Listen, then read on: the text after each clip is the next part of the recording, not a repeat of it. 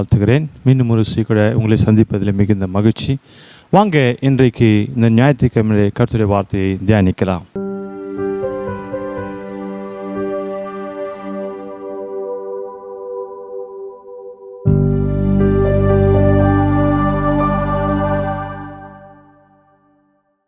இன்று நம்முடைய தியானத்துக்கென்று எடுத்துக்கொண்ட வேத பகுதி மத்தேயு எழுதின சுவிசேஷம் 15ஆம் அதிகாரம் 21 28 வரைக்கும் வாசிக்கலாம்.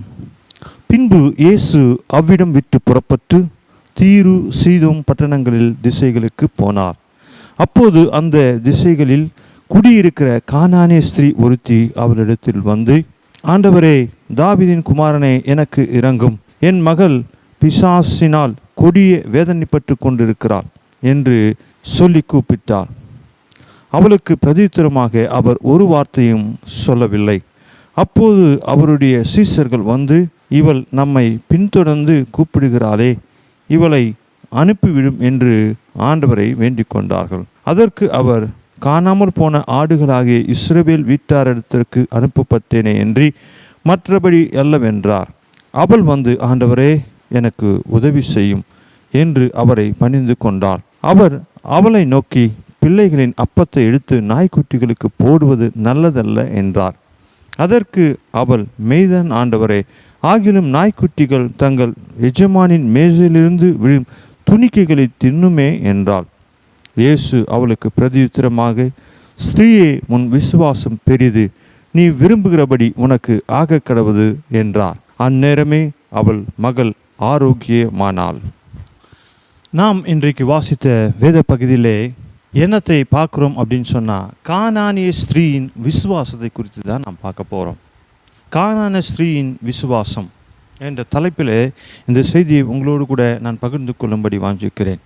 நாம் அனைவரும் படித்தபடி கானானிய ஸ்திரீ தன் மகள் பிசாசின் பிடியினால் வேதனைப்பட்டு கொண்டிருந்தாள் என்று ஆண்டவரிடத்தில் வந்து முறையிடுகிறாள், பணிந்து கொள்கிறாள். ஆண்டவர் அவளுக்கு மறு உத்தரவு எதுவும் சொல்லலை. சீஷர்களே அவளுக்கு பரிந்துரை செய்கிறாங்க, நம்மளை தொந்தரப்படுத்துகிறா, நம்மளை பின்பற்றுகிறா, இவளை அனுப்பிவிடும் ஆண்டவரே என்று சீஷர்கள் தேவனிடத்தில் வேண்டுறாங்க. ஆனால் ஆண்டவர் சொல்கிறாரு, இந்த சுகமானது இது பிள்ளைகளுடைய அப்பம், இது நாய்க்குட்டிகளுக்கு எப்படி நான் போடுவது அப்படின்னு சொல்லி.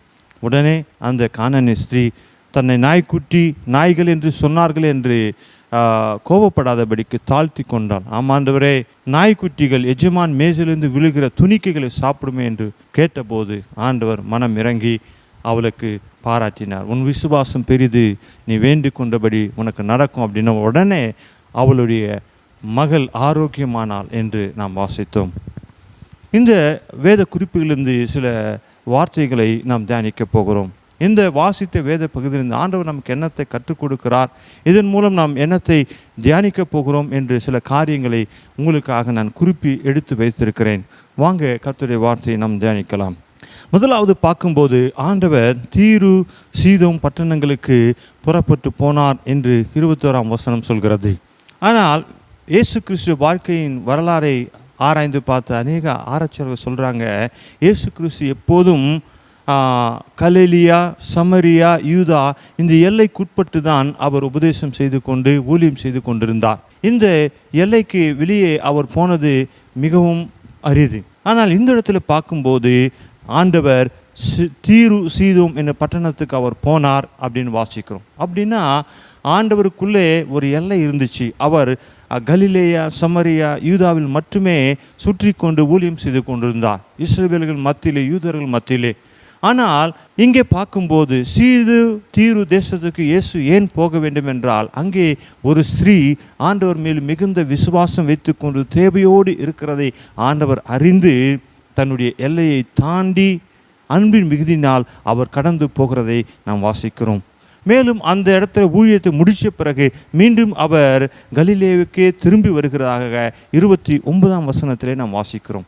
ஆகினாலே இந்த முதல் குறிப்பாக நான் என்ன தியானிக்கிறோம் என்று சொன்னால், இயேசு அவருக்கென்று இருக்கிற அந்த எல்லையை தாண்டி யாருக்கெல்லாம் விசுவாசம் இருக்கோ, யாரெல்லாம் தம்மை நோக்கி வேண்டுகிறார்களோ அவர்களுக்காக தேவன் தம் எல்லையையும் தாண்டி போய் அவர்களுக்கு சுகம் கொடுக்கிறவராய் இருக்கிறார் என்பது இந்த முதலாம் வசனத்திலே நாம் தெரிந்து கொள்ள முடியும்.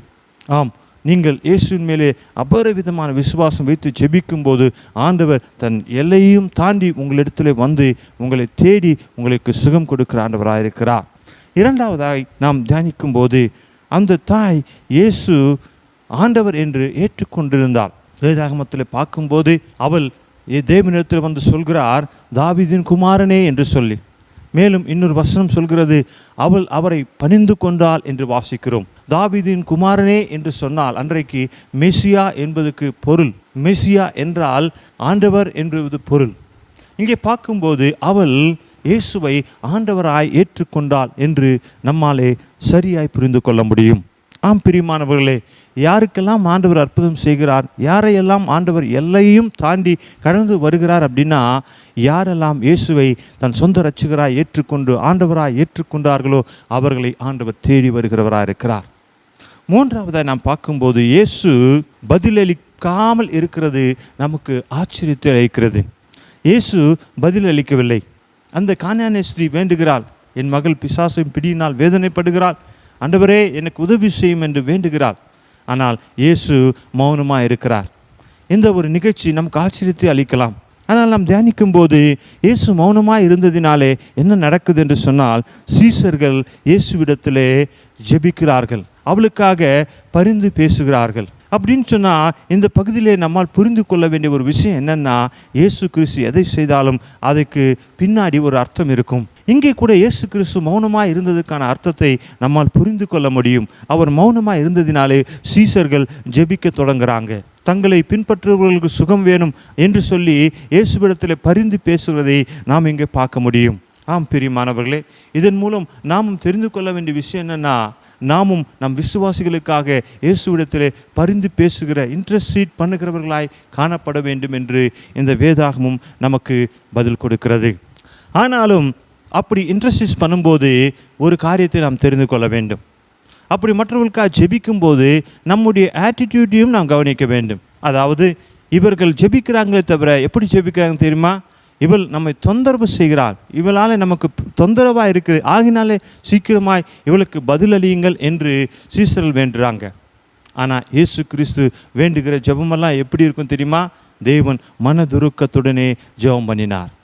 ஆகினாலே இந்த விஷயத்தில் நாமும் கற்றுக்கொள்ள வேண்டிய காரியம் என்னென்னா, நாமும் இயேசுவை போல மனதுருக்கத்தோடு பாரத்தோடு ஜெபிக்கணுமே தவிர இது தொந்தரவாக இருக்கிறது என்று சொல்லி நாம் ஜெபிக்கக்கூடாது. அடுத்து ஒரு குறிப்பை நாம் பார்க்கும்போது இயேசு சொல்கிறார், பிள்ளைகளின் அப்பத்தை நாய்க்குட்டிகளுக்கு எப்படி போடுவது, நான் இஸ்ரவேலிடத்துக்கே வந்தேன் என்று ஆண்டவர் சொல்கிறார். அதாவது இங்கே தேவனுடைய திட்டத்தை அவர் தெளிவாய் சொல்கிறார். இந்த உலகத்துக்கு ரட்சிப்பையும் இந்த உலகத்துக்கு ஆசீர்வாதம் கொண்டு வருவதற்கு ஆண்டவர் ஒரு வழியை, ஒரு திட்டத்தை வைத்திருந்தார். அது என்னன்னு சொன்னால், முதலாவது இஸ்ரவேலர்களுக்கு, முதலாவது யூதர்களுக்கு அவர்களுக்கு கொடுத்து அவர்கள் மூலமாகத்தான், த்ரூ சேனல் அவர்கள் மூலமாகத்தான் இந்த உலகம் முழுவதையும் ஆசீர்வதிக்க ஆண்டவர் திட்டம் கொண்டிருந்தார். அதை இங்கே தேவனுடைய திட்டத்தை தெளிவாய் நம்மால் பார்க்க முடியும். முதலாவது யூதர்களுக்கு, இஸ்ரவேலர்களுக்கு, அவர்கள் மூலமாய் உலகம் அனைவரும் ரட்சிக்கப்பட தேவன் திட்டம் வைத்திருந்தார் என்று தேவனுடைய திட்டத்தை இந்த பகுதியிலே நம்மால் தெரிந்து கொள்ள முடிகிறது. அடுத்து பார்க்கும்போது ஆண்டவர் சொல்கிறார், நாய்க்குட்டிகளுக்கு எப்படி தேவ பிள்ளைகளுடைய அப்பத்தை போடுவது, பிள்ளைகளுடைய அப்பத்தை எப்படி நாய்க்குட்டிகளுக்கு போடுவது என்று ஆண்டவர் சொல்கிறார். அநேக வேதாகம ஆராய்ச்சியாளர் சொல்கிறாங்க, நாய்க்குட்டிகள் அப்படின்னா நிறைய இருக்குது. அதில் தெரு நாய்கள் இருக்கும், வீட்டிலே வளர்க்கிற செல்ல நாய்க்குட்டிகளும் இருக்கும், அதாவது பெட் டாக் அப்படின்னு சொல்லி. அதுக்காக அவர்கள் என்ன வேணும் செய்வாங்க, மிகவும் நேசிப்பாங்க. இங்கே ஆண்டவர் சொன்ன அந்த வார்த்தையுடைய மூலப்பொருள் கூட என்ன சொல்லுது அப்படின்னா, பெட் டாக், வீட்டிலே வளர்க்கக்கூடிய நாய்க்குட்டிகளுக்கு ஒப்பாய் தான் ஆண்டவர் சொல்கிறார். பிள்ளைகளுக்கு என்று ஆகாரத்தை வைத்திருக்கிறேன், அந்த ஆகாரத்தை நாய்க்குட்டிகளுக்கு எப்படி போடுவது என்று சொல்லி. அதாவது இந்த வசனத்தை தெளிவாக சொல்கிறது, சுகம் என்பது பிள்ளைகளுடைய அப்பம், சுகம் என்பது தேவ பிள்ளைகளுக்கு ஆண்டவர் வைத்திருக்கிற ஒரு ஆகாரம். அந்த ஆகாரத்தை ஆண்டவர் தம் பிள்ளைகளுக்கே வைத்திருக்கிறார். ஆண்டவர் சொல்கிறாரு, இந்த வார்த்தையின் மூலமாக நான் சுகத்தை வைத்திருக்கிறேன், அது தேவ பிள்ளைகளுக்கு. அதாவது இதன் மூலம் நாம் தெரிந்து கொள்ள வேண்டிய விஷயம் என்னென்னா, நாம் உரிமையாக தைரியமாய் ஆண்டவரிடத்தில் போய் கேட்க முடியும், எனக்கு சுகம் வேண்டும், இது என்னுடைய அப்பம் என்று தைரியமாய் ஆண்டவரிடத்தில் நாம் கேட்க முடியும். அதை தான் ஆண்டவர் இங்கே உறுதிப்பட சொல்கிறார். சுகம் என்பது என்னது? Healing is a bread. சுகம் என்பது நமக்கு தேவையான ஆகாரமாய் தேவன் வைத்திருக்கிறார். அடுத்து நாம் தியானிக்கும் போது அந்த தாயுடைய தாழ்மையான நிலைமையை நாம் அங்கே காண முடியும். ஆண்டவர் சொல்கிறார், பிள்ளைகளுடைய அப்பத்தை நாய்க்குட்டிகளுக்கு எப்படி போடுவது? சுகம் என்பது பிள்ளைகளுடைய பிரெட், ஆகாரம் என்று சொன்னார். அப்போது இந்த தாய்க்கு கோபம் வரல. அவள் என்ன பண்ண தெரியுமா? தன்னை தாழ்த்தினாள். ஆமா ஆண்டவரே, நாங்கள் நாய்க்குட்டிகள் தான், இருந்தாலும் எஜமான் மேஜிலிருந்து கீழே விழுகிற அந்த துணிக்கைகளை நாய்கள் குட்டிகள் சாப்பிடும் என்று சொல்லி தன்னை ஏற்றுக்கொண்டாள். அதாவது தன்னை தாழ்த்தினாள். பெருமைப்படலை, கோபப்படலை. வசனம் என்ன சொல்கிறது? பெருமை உள்ளவருக்கோ தேவன் எதிர்த்து நிற்கிறார், ஆனால் தாழ்மை உள்ளவருக்கோ தேவன் கிருபை செய்கிறார். ஹல்லேலூயா. இந்த இடத்துல பார்க்கும்போது அந்த தாய் தேவனிடத்திலே தன்னை தாழ்த்தினாள். ஆமாண்டவரே, நாங்கள் நாய்க்குட்டிகள் தான், ஆமாண்டவரே என்று சொல்லி தன்னை தாழ்த்தினதை நாம் அங்கே பார்க்கிறோம். அதனுடைய விளைவு என்ன? தேவன் அவளுக்கு அற்புதம் செய்தார். ஆம் பிரியமானவர்களே, நம்மை தாழ்த்தும் போது தாழ்மை உள்ளவருக்கோ தேவன் கிருபை செய்கிறவராக இருக்கிறார். இந்த இடத்துல அந்த தாயாருடைய தாழ்மையை நம்மாலே காண முடியும். ஹல்லேலூயா. ஆனால் இதில் ஒரு ரகசியம் அறிந்திருக்கிறது, இதிலே ஒரு ரகசியம் உள்ளே இருக்கிறது. அதை நாம் தியானிக்க போகிறோம். அந்த தாய் சொல்கிறார், பிள்ளைகளின் அப்பத்தை மேசையிலிருந்து கீழே விழுகிற நாய்க்குட்டிகள் சாப்பிடுமே அப்படின்னு. அதனுடைய அர்த்தம் என்னன்னா, அப்பம் ஒன்றுதான், ஆனால் அந்த அப்பத்தை மேசையிலே உட்கார்ந்து சாப்பிடக்கூடிய தகுதி எங்களுக்கு இல்லாமல் இருக்கலாம். மேசையிலே உட்கார்ந்து பந்திலே சாப்பிடக்கூடிய தகுதி இல்லாமல் இருக்கலாம். ஆனால் உணவிலே எங்களுக்கு பங்கு உண்டு. உணவிலே எங்களுக்கு பங்கு உண்டு. அதாவது சுகத்திலே எங்களுக்கும் பங்கு உண்டு என்று அவர் சொல்கிறார். ஆமாம் ஆண்டவரே, மேசையிலே நாங்கள் உட்கார்ந்து சாப்பிட எங்களுக்கு தகுதி இல்லாமல் இருக்கலாம், ஆனால் நீங்கள் சாப்பிடும் உணவிலே எங்களுக்கு பங்கு உண்டு என்று உணர்த்தும் வகையிலே அவள் சொல்கிறாள். மேசையிலிருந்து கீழே விழுகிற துணிக்கைகளை சாப்பிடுமே என்று அவள் சொன்ன மாத்திரத்திலே இயேசு அவளை பார்த்து, உன் விசுவாசம் பெரிது ஸ்ரீயே, உன் விசுவாசம் பெரிது. அதுக்கு தான் இந்த உவமையிலே தலைப்பாய் நான் சொன்னேன், கானானிய ஸ்திரீயின் விசுவாசம் அப்படின்னு. இந்த உவமையின் தலைப்பு கானானிய ஸ்திரீயின் விசுவாசம். பாருங்க, எவ்வளவோ போராட்டத்தின் மத்தியிலே கூட அவள் எப்படி இருந்தால், விடாப்பிடியாக விசுவாசத்தோடு ஆண்டவர் நோக்கி ஜெபம் பண்ணினாள். கோபிச்சு கொண்டு பின்பாக போல தைரியமாக விசுவாசத்தோடு ஜெபம் பண்ணா. உடனே ஆண்டவர் சொன்னார், ஸ்திரீயே, உன் விசுவாசம் பெரிது. ஏன் ஆண்டவர் இத்தனை காரியங்களை அனுமதித்தார் அப்படின்னா, அவருடைய விசுவாசத்தை உலகத்துக்கு எடுத்து சொல்ல வேண்டும். இன்றைக்கு நீயும் நானும் இந்த காணொளி மூலமாக நாமும் கூட அவளுடைய விசுவாசத்தை தெரிந்து கொள்ள வேண்டும் என்று சொல்லி ஆண்டவர் இப்படிப்பட்ட காரியங்களை அனுமதித்தார். ஆம் பிரியமானவர்களே, யாரெல்லாம் தேவன் மேலே அதிக விசுவாசத்தோடு இருக்கிறார்களோ அவர்களுக்கு ஆண்டவர் நிச்சயம் அற்புதம் செய்வார். யாருக்குமே சொல்லாத ஒரு வார்த்தையை இயேசு இவளை பார்த்து சொல்கிறார், நீ விரும்புகிறபடி உனக்கு ஆக கடவது. ஹல்லேலூயா. யாரெல்லாம் இயேசு விசுவாசத்தோடு ராத்திரியும் பகலும் அவரை நோக்கி விண்ணப்பம் பண்ணுறாங்களோ அவங்களை பார்த்து ஆண்டவர் சொல்கிறார், நீ விரும்புகிறபடி உனக்கு ஆக கடவது. நீ எதற்காக வேண்டிக் கொண்டிருக்கிறாய்? சுகத்துக்காக வேண்டுகிறாயா? பண தேவைகளுக்காக வேண்டுகிறாயா? சமாதானத்துக்காய் வேண்டுகிறாயா? உன் பிள்ளைகளுக்காய் வேண்டுகிறாயா? எதற்காக நீ வேண்டிக் கொண்டிருக்கிறாயோ? உன் விசுவாசம் பெரிது, உன்னை நீ தாழ்த்தி ஆண்டவரிடத்தில் வருவாய் என்று சொன்னார். கர்த்தர் இந்த காணொளி மூலம் உங்களுக்கு ஆண்டவர் வாக்கு பண்ணுகிறார், நீ விரும்புகிறது உனக்காக கடவது. ஹல்லேலூயா. ஆண்டவர் சொன்னால் போதும், உடனே அற்புதம். உடனே வேதத்தில் பார்க்கும்போது அவளுடைய மகள் உடனே அந்த நேரத்திலே ஆரோக்கியமானாள் என்று சொல்லி வாசிக்கிறோம். ஆம் பிரியமானவர்களே, இன்னைக்கு கூட இந்த வசனத்தை கேட்கிற நீங்கள் யாராக இருந்தாலும் சரி, நீங்கள் எதுக்காக ஜெபித்து கொண்டிருக்கிறீங்க? ஒருவேளை சுகத்துக்காக ஜெபிக்கிறீங்களா? ஒருவேளை பண கஷ்டத்திலிருந்து விடுவிக்க ஜெபிக்கிறீங்களா? சமாதானம் இல்லைன்னு ஜெபிக்கிறீங்களா? எது ஜெபித்தாலும் சரி, தேவன் மேலே விசுவாசம் வைத்து இந்த கானானிய ஸ்திரீயை போல ஆண்டவரை விடாது பற்றி கொண்டு ஜெபிப்போம் என்று சொன்னால் வசனம் சொல்கிறது, நீ விரும்புகிறபடி உனக்காக கடவது. ஊழியக்காரனா நான் சொல்கிறேன், தேவன் மேலே விசுவாசம் வைத்து இதை கேட்டுக்கொண்டிருக்கிற நீ விரும்புகிறபடி தேவன் உனக்கு உதவி செய்வார். நாம் யாவரும் கண்களை மூடி ஜெபிக்கலாம். அன்பின் பரலோக பிதாவை, இந்த நல்ல வேலைக்காக துதிக்கிறேன். இன்றைக்கு கானானிய ஸ்திரீயுடைய விசுவாசத்தை குறித்து நாங்கள் தியானித்தோம். ஆண்டவரே, அவள் தன்னை தாழ்த்தினாள். அவள் ஆண்டவரை விடாமல் உம்மை விசுவாசித்து ஜெபம் பண்ணினாள். இந்த உவமையின் மூலம் நாங்கள் அறிந்த விஷயம், சுகம் எங்களுடைய அப்பம், சுகம் எங்களுடைய ஆகாரம், நீர் அதை எங்களுக்கு வைத்திருக்கிறீர் என்று சொல்லி தியானித்தோம். ஆண்டவரே, இன்னைக்கு எத்தனை பேர் சுகம் இல்லாமல் இந்த வசனத்தை கேட்கிறாங்களோ ஒவ்வொருவருக்காய் நான் ஜெபிக்கிறேன். Heal in the name of Jesus. இயேசுவின் நாமத்தினால சுகம் உண்டாவதாக ஆண்டவர். அதே போல் யாரெல்லாம் எதற்காக ஜெபித்துக் கொண்டிருக்கிறார்களோ, விசுவாசத்தோடு கூட ஜெபிக்கிற ஒவ்வொருவரும் தங்கள் வேண்டிக் கொள்கிறதை தங்கள் விருப்பத்தின்படி நடக்க உதவி செய்வீராக.